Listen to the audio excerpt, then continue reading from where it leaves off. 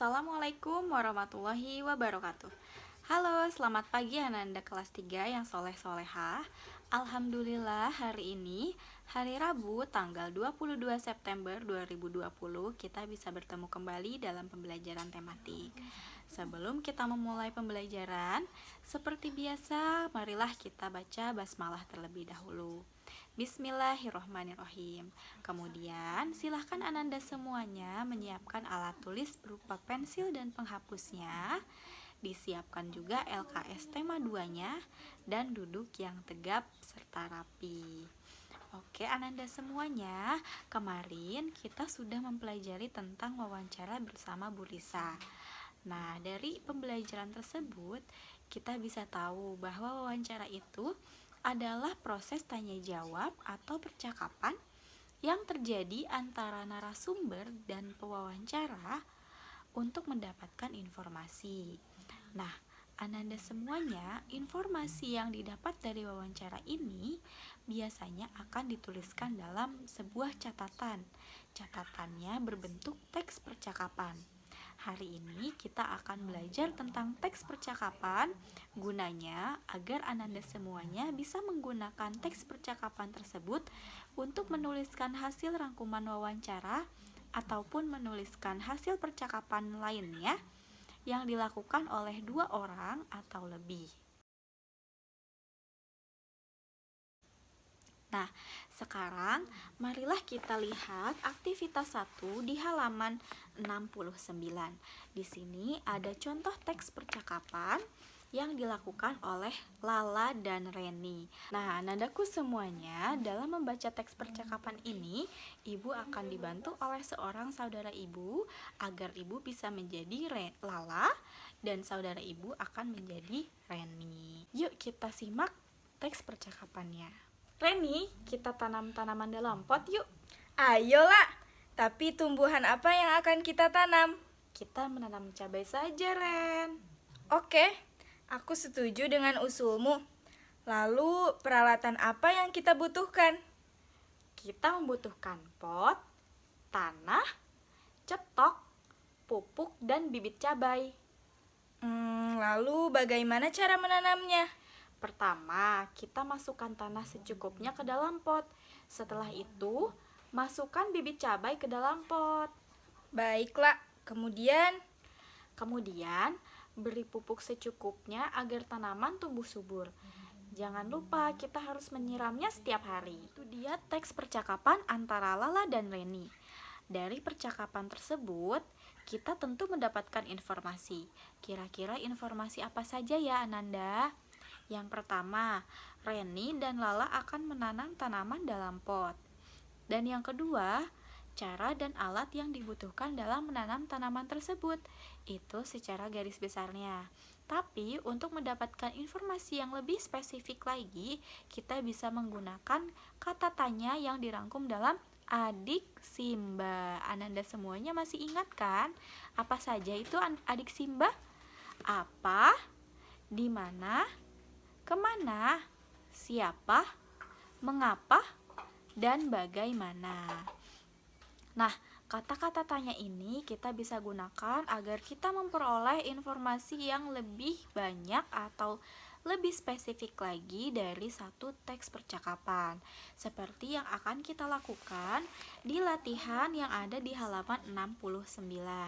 Yuk Ananda semuanya, kita lihat langsung di nomor 1. Di sini kita harus memilih satu di antara 2 kata tanya yang ada di masing-masing nomor. Kira-kira kata tanya mana yang paling tepat untuk dipasangkan dengan kalimat tanya yang ada di nomor-nomor tersebut. Nah, nomor 1, titik-titik yang dilakukan oleh Lala dan Reni. Kira-kira apa ya kata tanya yang tepat? Apakah apa atau siapa? Tentunya apa ya? Nah, di bagian ini silahkan Ananda semuanya beri tanda checklist di kolom apa. Kemudian yang kedua, titik-titik jumlah orang yang terlibat dalam percakapan tersebut. Nah, jika ada kata jumlah, Ananda semuanya pasti kata tanya yang digunakan adalah berapa. Maka silakan di checklist di kolom berapa. Lalu yang ketiga, titik-titik nama tanaman yang ditanam. Kira-kira lebih tepat apa atau di mana? Tentunya apa? Betul sekali. Silahkan kita buka halaman 70, lanjut ke nomor 4. Titik-titik cara menanam cabai di dalam pot. Nah, kalau ada kata cara, maka kata tanya yang digunakan tentunya adalah bagaimana. Jadi jawabannya adalah bagaimana cara menanam cabai di dalam pot. Lalu yang kelima, titik-titik peralatan yang digunakan untuk menanam tanaman. Nah, apakah di mana atau apa? Jawabannya apa ya, Nanda? Sudahkah Nanda tahu? Jawabannya adalah apa? Silahkan di checklist dulu.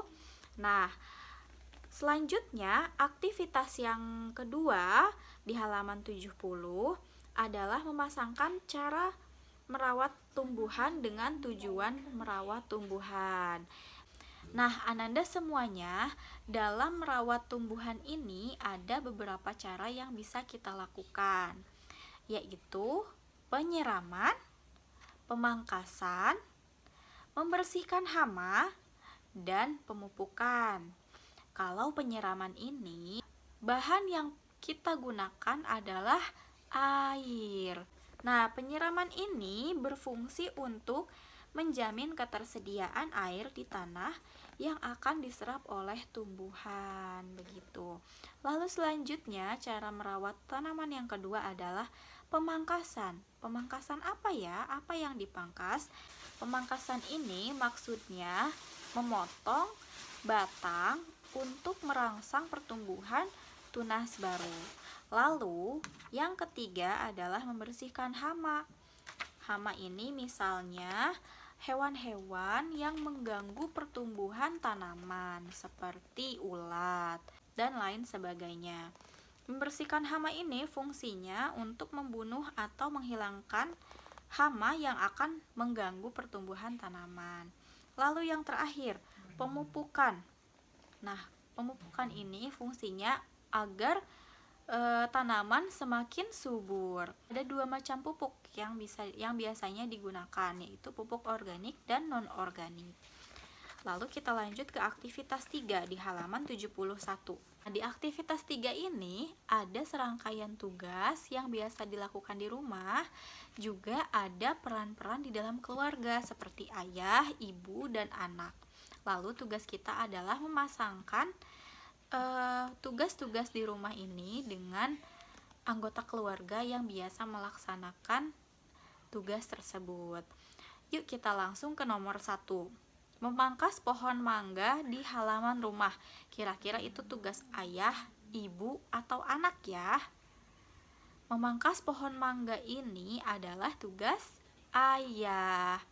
Biasanya ayah melakukan tugas memangkas pohon mangga di halaman rumah karena ayah cenderung memiliki kekuatan yang lebih dibandingkan ibu dan anak. Jadi memangkas pohon mangga biasanya dilakukan oleh ayah. Lalu yang kedua, menyiapkan sarapan untuk kakek dan nenek di rumah. Kira-kira tugas ayah, ibu, atau anak ya? Nah, mungkin di sini ada yang bisa langsung menjawab tugas ibu, Bu. Karena biasanya yang menyiapkan sarapan ini ibu kita. Tetapi yang perlu Ananda tahu, kalau menyiapkan makanan untuk kakek dan nenek di rumah ini bisa dilakukan oleh semua anggota keluarga, baik itu ayah, ibu, maupun anak ataupun Ananda. Nah, lalu yang ketiga, menyapu rumah di pagi dan sore hari. Tugas menyapu rumah ini fungsinya untuk apa? Menjaga kebersihan rumah. Nah, rumah ini dihuni oleh siapa? Dihuni oleh ayah, ibu, dan anak ya. Maka tugas menyapu rumah di pagi dan sore hari ini bisa dilakukan oleh ayah, ibu dan anak ya. Jadi semuanya dicontreng atau diberi tanda checklist. Dan yang keempat, memberi nafkah kepada keluarga. Nah, kalau yang ini khusus tugas ayah karena tanggung jawab utama mencari nafkah untuk keluarga itu ada pada ayah.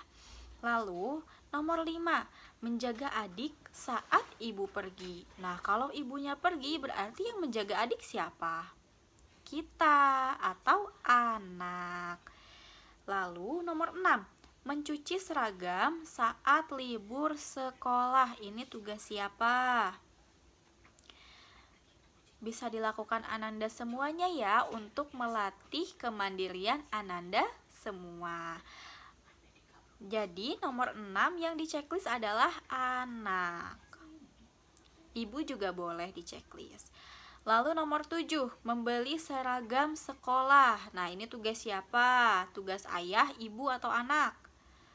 Tugas ayah maupun ibu ya, karena Ananda semuanya belum bisa membeli seragam sekolah sendiri, begitu. Sekarang nomor 8, mengerjakan tugas dari sekolah. Ini tugas siapa? Siapa yang masih sekolah? Tentunya anak. Jadi ini adalah tugas anak ya. Silakan di checklist di bagian anak untuk nomor 8. Sekarang ke nomor 9, memperbaiki atap genting yang bocor saat hujan. Nah, ini sama halnya seperti memangkas pohon mangga di halaman rumah. Tugas seorang ayah, karena itu tadi ayah cenderung memiliki kekuatan yang lebih besar dibandingkan ibu maupun anak. Jadi kalau ada ayah, ya biasanya ayah yang memperbaiki atap genting yang bocor.